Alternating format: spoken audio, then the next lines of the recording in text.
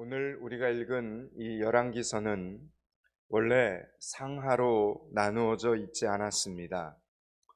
후대에 70인역을 번역하던 학자들이 너무 분량이 많다고 생각을 해서 상하로 구분을 한 책입니다. 이 책이 쓰여진 때는 북이스라엘이 멸망하고 남유다마저 멸망하여 바벨론의 포로로 끌려간 후입니다. 그러니까 열왕기서를 가장 먼저 읽은 사람들은 바벨론 포로들이었습니다. 바벨론의 포로로 끌려간 이스라엘 백성들이었습니다. 오늘은 그 먼 바벨론 땅에 끌려가서 매일매일 힘겨운 고통의 시간을 살면서 그들이 열왕기서를 읽을 때 과연 어떤 마음을 가졌을까, 어떤 심정이었을까를 생각해 보려고 합니다. 하나님께서는 오늘을 사는 우리에게 그들의 마음을 좀 느껴보고 우리 또한 그들이 그 당시 깨달은 것을 깨닫게 되기를 바라고 계시기 때문입니다. 오늘 본문 열왕기하 1장 1절은 이렇게 시작을 합니다. 아합이 죽은 후에 모압이 이스라엘을 배반하였더라 말씀합니다. 오늘 본문은 아합 왕의 죽음으로부터 시작을 합니다. 아합 왕은 아내 이세벨과 함께 온 이스라엘을 우상 숭배의 나라로 만든 장본인들입니다. 정말 악한 왕이었고 왕비였습니다. 그로 인하여 이스라엘은 돌이킬 수 없는 우상 숭배 국가가 되어버리고 맙니다. 모압 나라는 이때만 해도 이스라엘에게 조공을 바치고 있었습니다. 열왕기하 3장 4절에 보면 모압 왕 메사는 새끼양 10만 마리의 털과 숫양 10만 마리의 털을 이스라엘의 조공으로 바쳤습니다. 하나님께서는 언제나 약속에 신실하신 분이십니다. 민수기서에 보면 이미 오래전 모세를 통하여 모압을 이스라엘의 종의 나라로 삼을 것을 약속하셨습니다. 그 약속이 다윗의 때에 이루어져서 모압을 이스라엘의 손에 하나님께서 붙이셨습니다. 그리고 지금까지 그 약속을 지켜주고 계셨던 것입니다.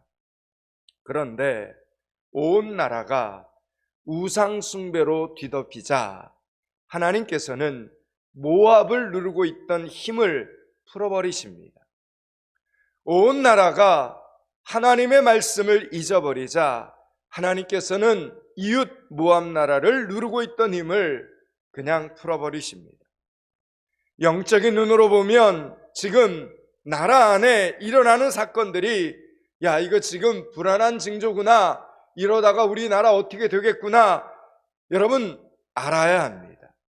지금 우상 숭배하던 왕이 죽었습니다. 1절에 아합 왕이 죽었습니다. 그런데 다시 우상 숭배하는 왕이 또다시 세워집니다. 그러자 하나님이 꽉 잡아주셨던, 그리고 그렇게 지켜주셨던 모압 나라가 배신을 합니다. 그로 인해서 하루아침에 나라의 경제력이 급속히 떨어지기 시작을 합니다. 이것은 국가가 쇠망으로 가는 징조였습니다. 이럴 때 여러분, 영적으로 깨어있는 사람, 이럴 때 영적으로 민감한 사람은 야, 지금 너무나 굉장히 위험한 때구나, 무언가 우리가 하나님 앞에 잘못했구나, 정말 기도해야 될 때구나, 이렇게 느낄 수 있어야 합니다.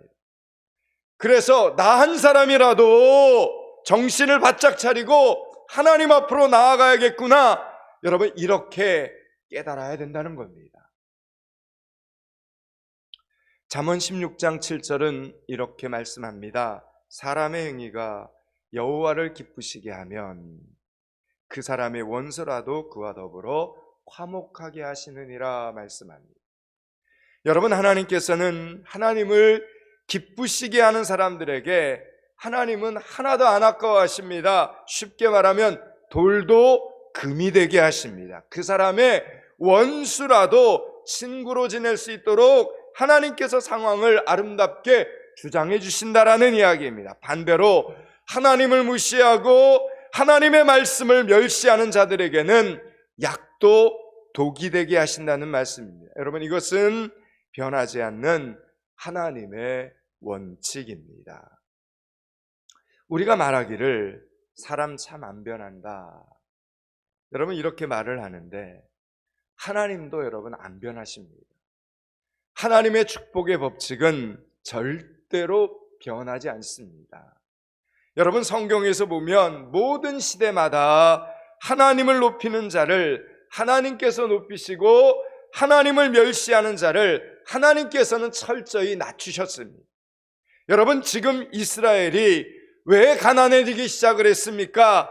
전국을, 온 나라를, 온 백성들을 우상 숭배의 도시로 만들자 지금까지 조공을 잘 바치던 모압 나라를 원수가 되게 하신 겁니다. 누가 그랬습니까? 하나님께서. 그렇다면 이 문제를 해결하려면 모압 나라와 화친 조약을 다시 맺어야겠습니까? 아니면 하나님과 문제를 먼저 해결해야 되겠습니까? 하나님 앞에 가야 됩니다. 하나님 앞으로 나아가면 됩니다. 그런데 오늘 이스라엘 백성들은 그것을 하지 않았습니다. 그래서 더욱더 나라가 혼란에 빠지게 되었습니다. 여러분, 이것은 하나님에 대한 무지이고 하나님의 말씀에 대한 교만이었습니다. 여러분, 하나님의 은혜를 누리는 것이 어려운 일입니까? 솔직히 말하면 여러분, 다른 나라와 전쟁에서 싸워 이기는 것이 쉽겠습니까? 아니면 하나님 앞에 나아가서 회개하는 것이 쉽겠습니까? 여러분, 더군다나 하나님은 용서할 준비를 갖고 계신 좋으신 하나님이십니다. 그런데도 이스라엘은 하나님과 문제를 해결하지 않고 고집을 피웁니다. 오늘 본문 2절 말씀을 읽겠습니다. 2절을 같이 읽습니다. 아하시아가 사마리아에 있는 그의 다락 난간에서 떨어져 병들매 사자를 보내며 그들에게 이르되 가서 에그론의 신 바알세붑에게 이 병이 낫겠나 물어보라 하니라. 아멘. 아합이 죽었습니다. 그러고 나서 그의 아들인, 오늘 말씀을 보니까 아하시아가 왕이 되었습니다. 그런데 새로 왕이 된 아하시아가 사마리아에 있는 그의 다락 난간에서 떨어졌는데 병이 들었습니다. 계속해서 어둠의 그림자가 왕궁을 둘러싸고 있는 장면입니다. 자, 그렇다면 이렇게 나라에 위기가 닥쳤을 때 남쪽 유다든지 북쪽의 이스라엘이든지 이 위기에 대하여 누구를 찾아가서 물어야 정상이겠냐라는 것입니다. 여러분, 남유다도 북이스라엘도 하나님의 백성입니다. 그리고 아하시아 왕은 북이스라엘의 왕입니다. 그렇다면 당연히 누구를 찾아야 합니까?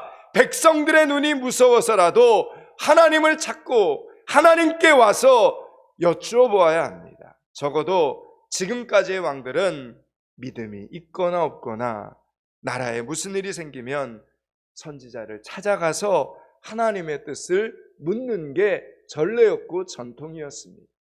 그런데 어이없게도 후임이 된 아합의 아들 아하시아는 에그론에 있는 신 바알세붑에게 왕의 사자를 보냅니다.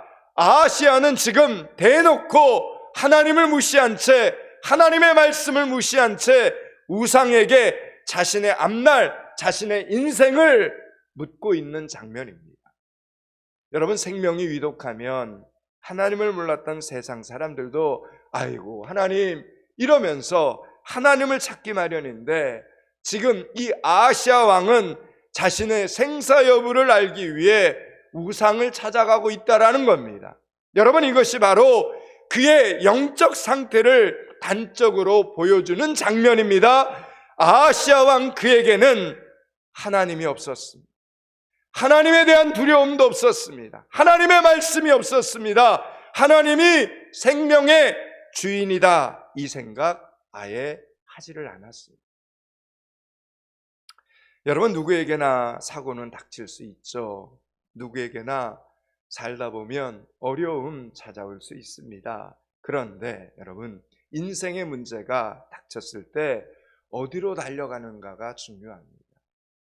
어떤 인생의 문제가 생겼을 때 가장 먼저 누구의 도움을 청하느냐가 중요합니다. 여러분, 그것이 평소 나의 생각을 나타내 주는 것입니다. 나의 영적 상태를 나타내 주는 것입니다.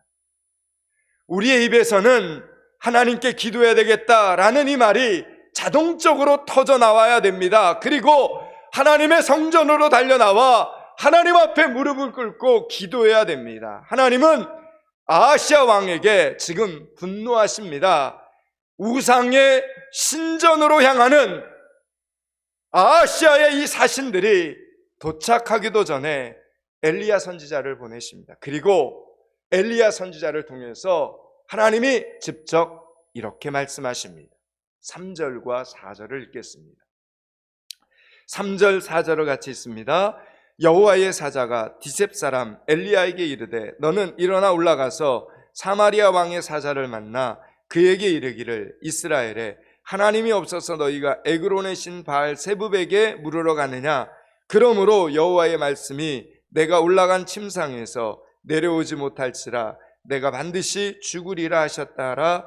엘리야가 이에 가니라. 아멘.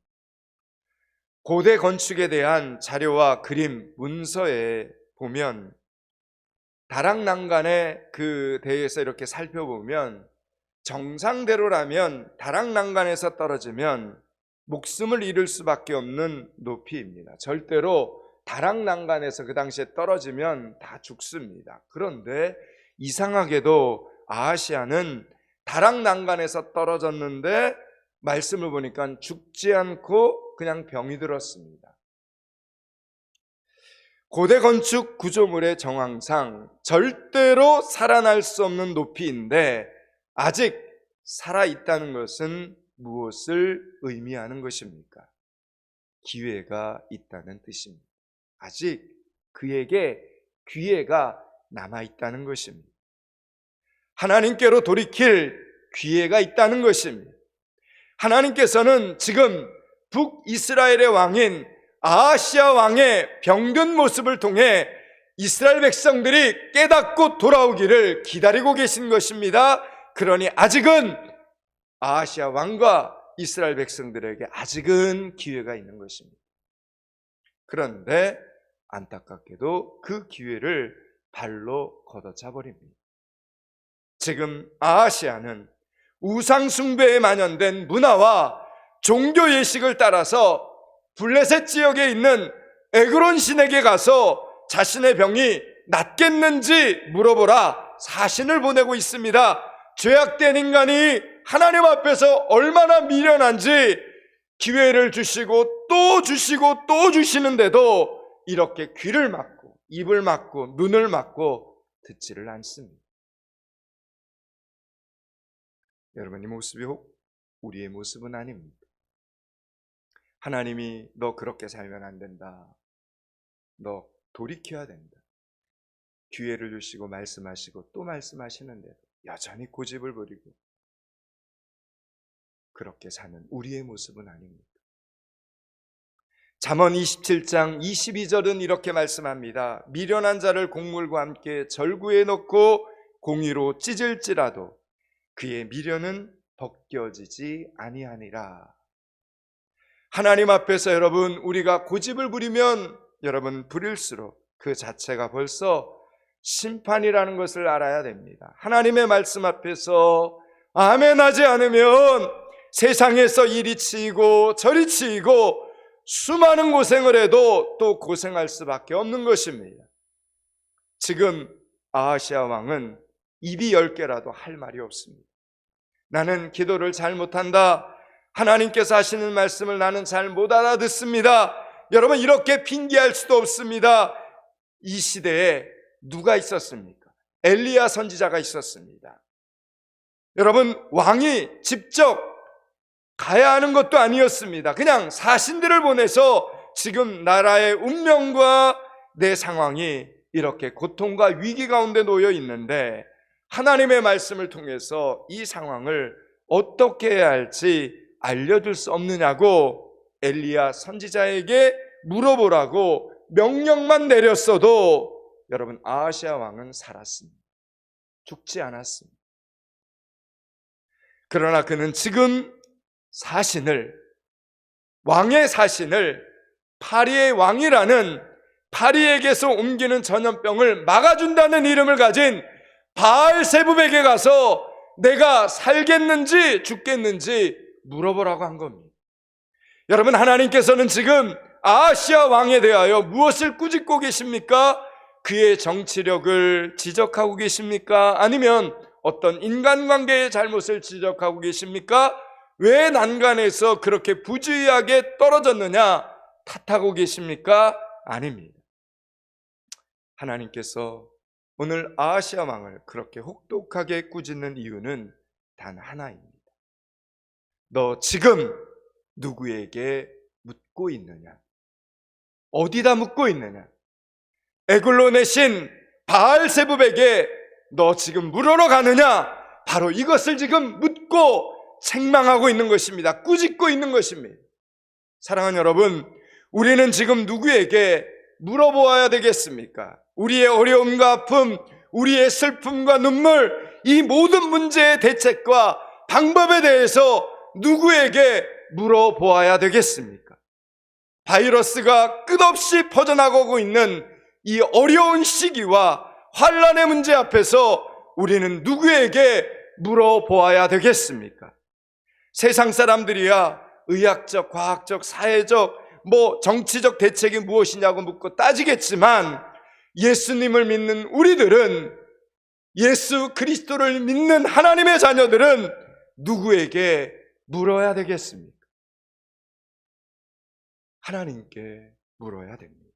전능하신 하나님, 살아계신 하나님께 먼저 물어보아야 된다라는 이야기입니다. 분명 하나님께서 코로나19가 전 세계적으로 팬데믹 상태에 빠지게 하신 이유가 있습니다.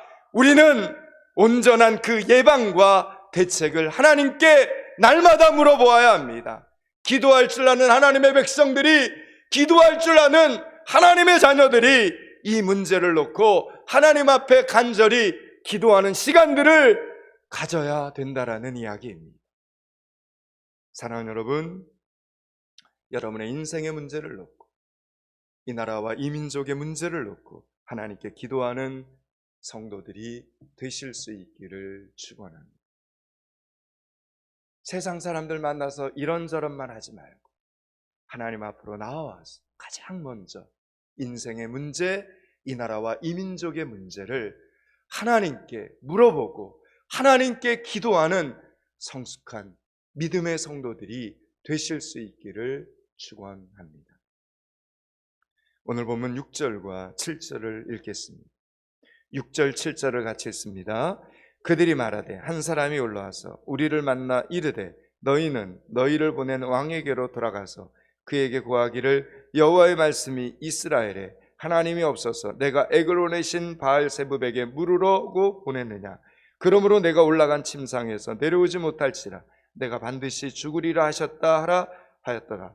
왕이 그들에게 이르되 올라와서 너희를 만난 이 말을 너희에게 한 그 사람은 어떤 사람들이더냐? 아멘.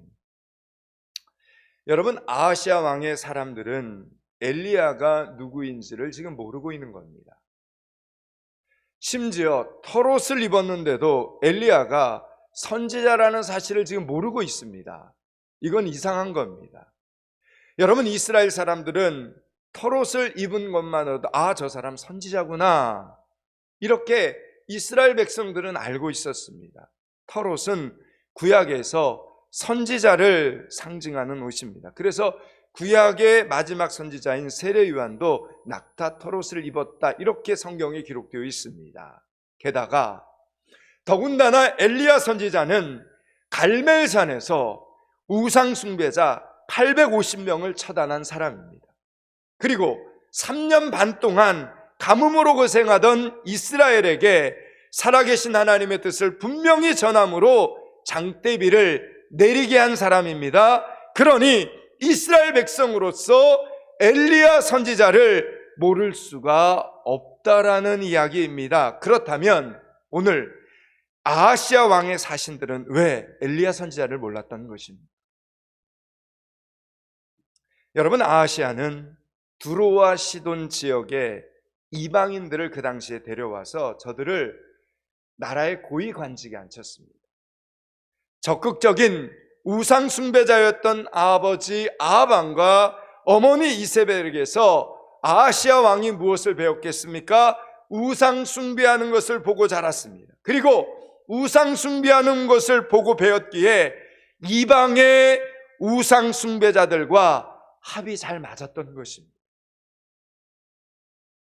오늘 말씀에서도 보면 아하시아 왕의 신하들은 엘리야 선지자에게 들은 내용 하나도 빠뜨리지 않고 그대로 아하시아에게 보고를 합니다. 그 내용은 아하시아가 올라간 침상에서 내려오지 못한다는 죽음에 대한 심판의 메시지입니다. 죽음에 대한 심판의 메시지입니다. 여러분, 그렇다면 이 충격적인 메시지를 들은 아하시아 왕의 반응은 어떻게 나와야 정상입니까? 사실은 지금 아하시아 왕이 들은 메시지가 중요합니까? 아니면 그 메시지를 전달한 사람들이 중요하겠습니까? 메시지가 중요합니다. 보통 내용이 아니라 반드시 죽으리라는 심판의 메시지였습니다. 그런데도 아하시아 왕은 메시지에는 관심이 없습니다. 하나님이 주신 이 심판의 말씀에는 아무런 관심이 없고 그 말을 한 사람이 누구냐고만 찾고 있는 겁니다. 귀가 가리워지고 눈이 덮이면 이렇게 되는 것입니다. 지금 하나님의 말씀이 아무리 준엄하고 분명해도 하나님의 말씀은 귓등으로도 안 듣고 누가 그런 소리를 하느냐고 엉뚱한 것에 신경을 쓰는 아하시아 왕의 모습을 보게 됩니다. 여러분, 하나님께서 이 모습을 보고 얼마나 답답했겠습니까? 사랑하는 여러분, 제가 오늘 설교 도입부에서 열왕기서가 쓰여진 때가 언제라고 말씀을 드렸습니까? 바벨론 포로기. 그렇습니다. 오늘 본문에 기록되어 있는 이 열왕기서가 쓰여진 때는 바벨론 포로기입니다. 그러면 이 책을 가장 먼저 읽은 사람들은 누구라고 했습니까? 바벨론의 포로로 끌려가서 고통의 역사 속에서 신음하고 있는 포로들이, 이스라엘 백성들이 지금 이 글을 읽고 있는 것입니다. 여러분, 포로의 입장에서 이 글을 읽을 때의 심정이 어떠했겠습니까? 포로로 끌려와서 하나님의 이 말씀을 읽을 때의 저들의 심정이 어떻겠습니까? 열왕들의 우상 숭배의 기록들을 보면서, 자신들의 조상들의 우상 숭배의 기록들을 보면서 태양의 뜨거운 태양 아래서 등에 채찍을 맞아가면서 매일매일 감당해야 하는 무거운 중노동에 시달리면서 저들은 지금 무슨 생각을 했겠습니까? 예배를 잃어버리고 말씀을 잃어버리고 말을 잃어버리고 짐승 같은 취급을 받으면서 우리가 무엇을 잘못했고 우리가 어떻게 했어야 했는가 가슴을 치며 통곡을 하며 회개할 수밖에 없었던 것입니다. 그렇게 하나님의 말씀을 읽던 포로들은 그제서야 포로로 끌려와서 고통에 고통을 당하면서 그제서야 포로 생활을 통해서 조금씩 잘잘못을 깨닫는 믿음의 사람으로 회복이 되고 있었습니다. 그들은 포로로 끌려간 그곳에서 울며 회개하기 시작을 합니다. 하나님의 말씀이 드디어 생명이 되기 시작을 합니다. 우리와 우리의 조상들이 하나님의 말씀을 이렇게 버렸으므로 우리가 지금 이런 비극을 겪게 되었다고 저들은 지금 가슴을 치면서 통곡을 하면서 하나님 앞에 회개를 하고 있는 것입니다. 그리고 하나님의 말씀을 정말 그 말씀 한 절을 한 절을 소중히 여기기 시작을 합니다. 말씀이 생명이 되기를 기도하기 시작을 합니다. 그래서 놀랍게도 바벨론 포로기에 회당이 생기고 서기관이라는 직업이 생겨났습니다. 저들은 바벨론의 포로로 끌려갔지만 그곳에서 예루살렘 성을 그리워하며 하나님의 성전을 그리워하며 그리고 그리워하던 그 포로들이 그 포로 생활에서 저들끼리 회당을 만들어 하나님의 성경을 읽고 서기관들은 그 성경을 보존하기 위해서 부지런히 성경을 필사했던 것입니다. 이제 생명의 주인이신 하나님께서는 드디어 아하시아 왕의 생명을 거두기로 결정을 내립니다. 아하시아는 죽음으로써 자신이 의지했던 것들이 헛되다는 것을 깨달았습니다. 그는 죽음으로 알게 된 것입니다. 그러나 여러분, 죽음으로 깨닫게 되는 것은 아무리 빨라도 늦은 것입니다. 그 전에 깨달아야 기회가 있는 것입니다. 오늘도 우리가 이렇게 살아있는 것은 우리가 잘해서가 아니라 하나님의 은혜 덕분입니다. 하나님의 은혜입니다. 내가 살아있음은 하나님께서 살려두시기 때문이요, 살려두시는 까닭은 하나님께서 나를 통해 이루고자 하시는 어떤 거룩한 목적이 있기 때문입니다. 오늘도 내일도 하나님께 물어보는 삶을 사실 수 있기를 축원합니다. 이제 말씀을 마치려고 합니다. 사랑하는 여러분, 부디 하나님께서 저와 여러분의 귀를 열어주시기를 바랍니다. 하나님의 말씀을 들을 때 깨닫고 겸손히 회개하는 축복의 사람들이 되실 수 있기를 바랍니다. 언제나 하나님 앞에서 묻고 하나님의 말씀을 듣고 그리고 그 말씀 한 절을 지키기 위해 믿음의 선한 싸움을 싸우는 여러분들이 되실 수 있기를 축원합니다.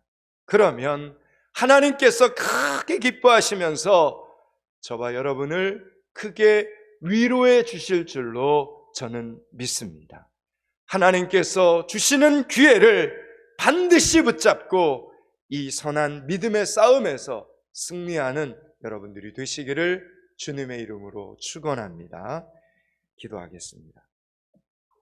하나님, 우리는 지금 누구에게 물어보는 삶을 살아야 합니까?